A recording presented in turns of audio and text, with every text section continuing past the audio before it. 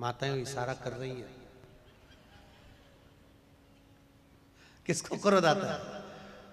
आप बोलेंगे पति को पति बोलता है पत्नी को, पर ईमानदारी की बात बताएं ना माताओं, पतियों के भीतर इतना क्रोध नहीं रहता, शांत प्रवृत्ति के रहते हैं। दिक्कत आप लोगों की है, जरा सी देर में तुम्हारे मन का काम नहीं हो तो तुरंत कमला देवी से बिमला देवी बन जाती है, तुरंत उसी पल। जरा सी एक पति और पत्नी का झगड़ा हुआ, और पति पत्नी का झगड़ा हुआ और पत्नी ने चिल्लाकर जवाब में दे दिया, तुम तो जानवर हो। अब लड़ाई होती कि नहीं होती इतनी बड़ी बात है, तुम तो जानवर हो। पति मुस्कुराकर बोला, तू बिल्कुल सही बोली है, तू मेरी जान में तेरा वर। गलत कहा बोली? इतना बोलना था तो पत्नी कह रही है मैं तुम्हारे लिए चाय बना के लाती, तुरंत लड़ाई समाप्त, क्रोध गया।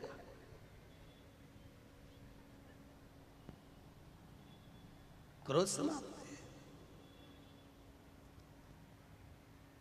आज हम उनके यहाँ गए थे, क्या नाम उनका, नाना भाई के यहाँ, पानी वालों के यहाँ, तो उनके यहाँ वो वकील साहब मिले थे।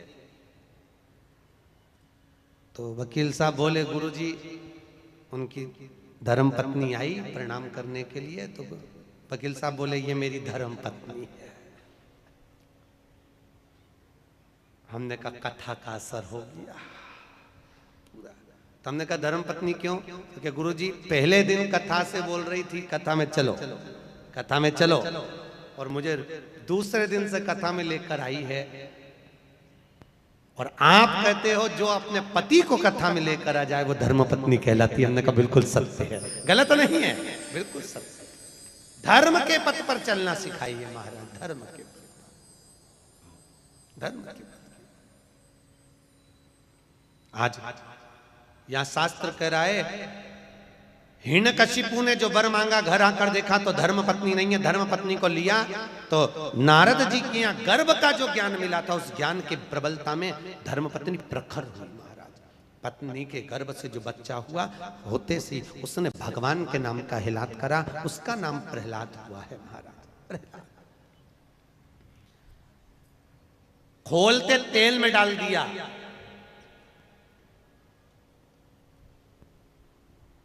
पर्वत पे से नीचे फिगवा दिया, समुद्र के अंदर डलवा दिया, तो भी प्रहलाद नहीं मरा। आखिरी में हिरण्यकशिपु ने अपनी बहन को बुलवाया। क्या नाम था उसकी बहन का? जम के बोलो जरा। होलिका। कौन से महाराज ने बताया कि हिरण्यकशिपु की बहन का नाम होलिका था? क्या नाम था? डूंडा। हिरण्यकशिपु की बहन का नाम था डूंडा। कौन थी ये प्रहलाद की? हिरण्यकशिपु की बहन, प्रहलाद की बुआ। आप में से कितनी बुआ बैठी है? बुआ कितनी है? सब बुआ हो ना? अरे बोलो तो हो सब बुआ। तो बुआ ऐसी होती है कि अपने भतीजे को आग लगा दे? अरे बोलो तो होती है ऐसी? नहीं। प्रहलाद को गोदी में लेकर डूंडा बैठ गई, उसके पास ब्रह्मा जी की दी हुई एक चादर थी।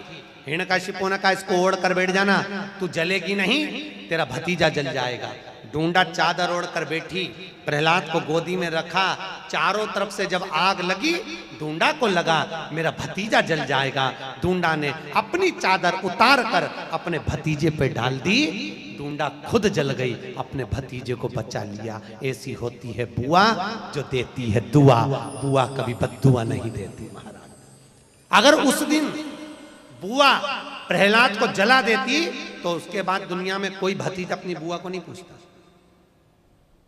पर आज भी शादी में, ब्याह में, फंक्शन में सबसे पहले बुआ जी को बुलाया जाता है। आओ। बुआ को इसलिए बुलाते हैं क्योंकि उनने भतीजे की रक्षा करी थी। वो राक्षस कुल में जन्मी थी, राक्षस की बहन थी, पर मरते मरते अच्छा काम करके भगवान की होली, इसलिए हमारे यहां मनाई होली। परवारे करमाला वालों तुमने तो उसका नाम ही धर दिया होली। अच्छा काम करके भगवान की होली, इसलिए हमारे यहां होली का त्योहार मनाया। नाम था ढूंढा, इसलिए आज भी होली में मोटे मोटे लक्कड़ ढूंढ जलाए जाते हैं। पतली लकड़ियां नहीं, मोटे लक्कड़, मोटे ढूंढ जली। अंतिम प्रहलाद से पूछा ये ज्ञान इसको आया कहां से? गुरु जी से पूछा इसको ज्ञान कहां से है? तो ये गर्भ का ज्ञान है। गर्भ का ज्ञान कोई साधारण है क्या? गर्भित ज्ञान। प्रथम ज्ञान होता है गर्भ का ज्ञान। माता कहती हैं गर्भवती नारी को भजन करना चाहिए। कथा सुन, हम एक बार पंढरपुर में कथा करने आए थे, लगभग 17-18 साल पहले की बात होगी। कथा करने के लिए आए थे, माहेश्वरी भवन में कथा थी। अभी उस दिन हम लोग गए थे तो हम माहेश्वरी भवन में ठहरे थे महाराज। माहेश्वरी भवन में कथा थी, माहेश्वरी समाज ने कराई थी, सोमानी संगमनेर के उन्होंने कराई थी। कथा में एक बहू आकर बैठी, उसने कहा गुरु जी कल आप हमारे यहाँ आना। जैसे कई लोग कहते हैं ना हमारे यहाँ पधार, जो आज हम एक दो जगह गए तो आप हमारे यहाँ पधारना। हमने कहा ठीक है आएंगे दीदी, जरूर आएंगे। हम गए उनके यहाँ गए। उसने सेब कतर के रखे थे, काट के रखे थे। उनका एक लड़का था 12 साल का, वो सेब उठा के ले गया। उसने ड्राई फ्रूट्स ला कर रखे, काजू बादाम पिस्ता, वो पूरी की पूरी प्लेट लेके भाग गया। थोड़ी देर बाद उसकी माँ ने चांदी के गिलास में दूध भर कर रखा, वो गरम की गरम दूध ले जाकर गटर गटर पी गया। हमारे सामने आता और वो उठा के भाग जाता। हमने पूछा दीदी बोली गुरुजी आपका अपमान हो गया, मेरे लड़के ने सब खा गया, तुम्हारा अपमान हो गया। मैं तुम्हारे लिए ला रही थी और उठा के। हमने कहा जान दे अपमान तो चूल्हा में, पहले ये बता कि ये हुआ कैसे, ये बता ये कैसे, वो तो जान दे अपमान तो हुआ। गुरुजी जैसे आप कथा करने आए ना, ऐसे ही जब ये मेरे गर्भ में था तब यहाँ राम कथा चल रही थी। मैंने पंडित जी से पूछा था गुरुजी से, गुरुजी मेरे गर्भ में बच्चा है तो मैं कौन सी कथा पढ़ूं जिससे मेरा बच्चा अच्छा हो? राम कथा वाले महाराज ने कहा था सुंदर कांड पढ़। गुरुजी जब ये गर्भ में था इतने सुंदर कांड के पाठ करे, इतने पाठ करे, ऐसी औलाद पैदा हुई। सकनी नहीं बैठे, ये पाठ का बड़ा असर है। आज के जमाने में जो औलाद होती है ना, ये टीवी देख देख के पैदा होती है। क्योंकि डॉक्टर बोल देते बेड रेस्ट, डॉक्टर बोलते बेड रेस्ट, पलंग पे पड़ी रहो, दिन भर टीवी देखती रहो। 24 घंटा टीवी देखे, गर्भ में जो बच्चा था वो टीवी देखता रहा। माँ के दृष्टि से बच्चे ने टीवी देखी। अब बच्चा जन्म लिया तो दिन भर, क्योंकि वो टीवी में नाटक देखे, नाटक में ऐसा कोई नाटक ही नहीं जिसमें कहीं का हंसता दिखे। पूरे नाटकों में देख लो, कहीं ना कहीं की 24 घंटे रोती ही मिले। नाटकों में, सीरियलों में रोए, वो नाटक देख के औलाद पैदा हुई। अब घर की बूढ़ी बूढ़ी माताएं कह देती हैं, कहने में चुपती थोड़ी ना माताएं, तुरंत बोलती भैया हमारी भी 5-5 औलाद थी, हमारी भी 4-4 औलाद थी, खिला दो पटक दो, खेलती रहे। और हमारी बहू ने ऐसी औलाद पैदा करी, एक करी वो भी ऐसी करी, दिन भर पे करे, दिन भर रोए, दिन भर। माए के कहने में कोई चूकता नहीं, तुरंत बोल देते। अब प्रहलाद गर्भित ज्ञान इतना प्रबल था। हिरण्यकशिपु ने पूछा क्या इस खंबे में तेरा भगवान है? हाँ खंबे में। खंबे पर गदा का प्रहार करा, टूट कर नीचे गिरा। नरसिंह भगवान प्रकट हो गए। नरसिंह भगवान प्रकट हुए और पहुंचकर हिरण्यकशिपु को पकड़कर ले जाकर देहली पर बैठकर न अंदर मरे न बाहर देहली पर मारा, न नीचे न ऊपर जंघा पर मारा, न अस्त्र से न शस्त्र से नख से फाड़ा, न दिन में न रात में शाम के समय मारा, न नर से न पशु से नरसिंह बनकर मारा, और न 12 महीने में मरे, इसलिए एक अधिक कर अधिक मास में मारा। कौन से महीने में? अधिक मास में। उधर को फाड़ दिया, आंतों को निकाल कर धारण कर लिया। नरसिंह भगवान की ये यहां तक की कथा तो भागवत में भी लिखी है, सुनी कि नहीं सुनी? अरे बोलो तो सुनी है ना। अब जो कथा वेद व्यास जी ने शिव महापुराण में लिखी वो आ रही है, सुनो ध्यान दो। नरसिंह भगवान का क्रोध बढ़ता गया, बढ़ता गया, बढ़ता गया, इतना क्रोध, इतना क्रोध, इतना क्रोध, क्रोध बढ़ता गया, इतना क्रोध बढ़ा। नरसिंह भगवान इंद्र लोक में गए तो इंद्र का सिंहासन तोड़ दिया, ब्रह्मदेव क्या गए तो पुष्प तोड़ दिया, जहां जाते नरसिंह भगवान कुछ तोड़ फोड़ करके आते। लक्ष्मी जी भगवान शंकर के पास आई, लक्ष्मी जी ने विनती करी, नाथ मेरे पति को क्रोध आ रहा है, इनके क्रोध को शांत करिए, बहुत क्रोध है, शांत करो, थोड़ा क्रोध शांत करिए। शंकर भगवान मौन आनंद में विराजमान थे, स्मरण में डूबे हुए थे, भजन चित्त आनंद में कर रहे थे। आपको पहले भी कथा में कहा, राम शंकर का भजन करते हैं और शंकर राम का भजन, हरि विठ्ठल शंकर का भजन करते हैं, शंकर पांडुरंगा का भजन करते, भजन डूबे। जय जय विठ्ठल विठ्ठल विठ्ठला, जय जय विठ्ठल विठ्ठल विठ्ठला, जय जय विठ्ठल विठ्ठल विठ्ठला, जय जय विठ्ठल, सब गाइए, विठ्ठल विठ्ठला, जय जय विठ्ठल विठ्ठल विठ्ठला, जय जय विठ्ठल विठ्ठल विठ्ठला, माझा विठ्ठल पांडुरंगा, माझा विठ्ठल पांडुरंगा, माझा विठ्ठल पांडुरंगा, माझा विठ्ठल पांडुरंगा, जय जय विठ्ठल विठ्ठल विठ्ठला, जय जय विठ्ठल, ताली से दोनों हाथों से, विठ्ठला, जय जय विठ्ठल विठ्ठल विठ्ठला, जय जय विठ्ठल विठ्ठल विठ्ठला, माझा विठ्ठल पांडुरंगा, माझा विठ्ठल पांडुरंगा, माझा विठ्ठल पांडुरंगा, माझा विठ्ठल पांडुरंगा, जय हो, जय हो।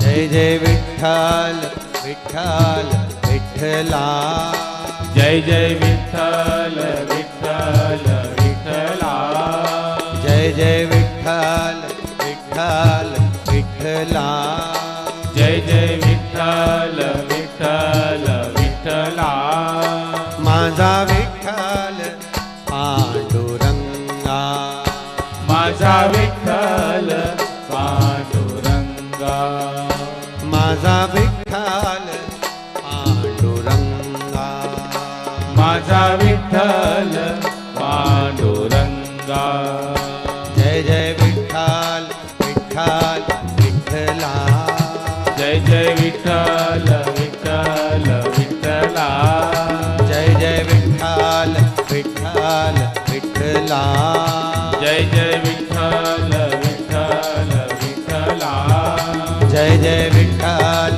विठ्ठल विठ्ठला, जय जय विठ्ठल विठ्ठल विठ्ठला, माझा विठ्ठल पांडुरंगा, माझा विठ्ठल पांडुरंगा, ओ माझा विठ्ठल पांडुरंगा, माझा विठ्ठल पांडुरंगा, जय हो।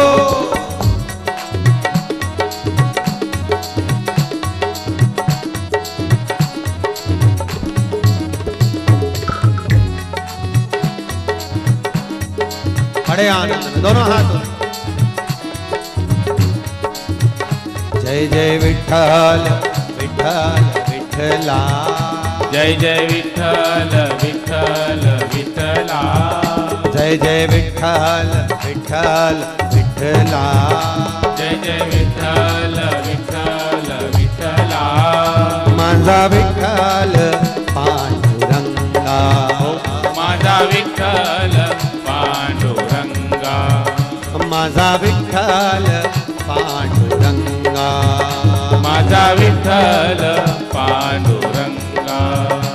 माझा विठ्ठल पांडुरंगा, माझा विठ्ठल पांडुरंगा.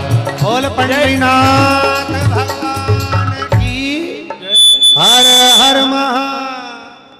भगवान भूत भावन भूतेश्वर शिव से विनती करी, शंकर भगवान की भक्ति में डूबे हुए थे महाराज. लक्ष्मी जी ने विनती करी, नाथ कृपा करो, थोड़ी सी दया करिए. भगवान ने पूछा क्या? मेरे पति को क्रोध आ रहा है, उनका क्रोध शांत कर दीजिए. शंकर भगवान ने सारे देवताओं को बुलाकर कहा, नरसिंह अवतार कोई साधारण सा अवतार नहीं है जिसका क्रोध शांत कर दिया. तो फिर क्या करा जाए? शंकर भगवान बोले, मैं शरम्भ पक्षी का रूप धारण करूंगा. कौन सा पक्षी? शरम्भ. गिद्ध जैसा एक पक्षी होता है जिसका नाम है शरम्भ. शरम्भ पक्षी, गरुण जैसा स्वर.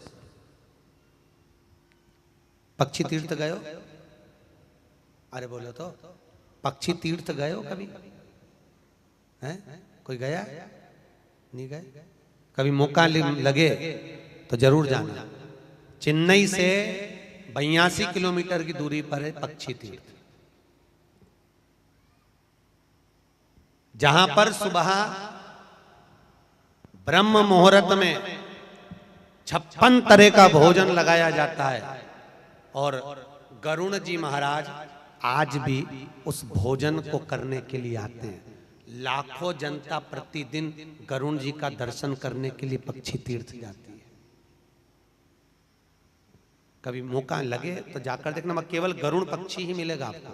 वो पक्षी तीर्थ में आते हैं, भोजन करते हैं, चांदी की थाली में उनके लिए भोजन लगता है और उड़कर चले जाते हैं. कहाँ जाते हैं? फिर सवेरे ब्रह्म मुहूर्त में दूसरे दिन ही आते हैं, दिखते ही नहीं पक्षी.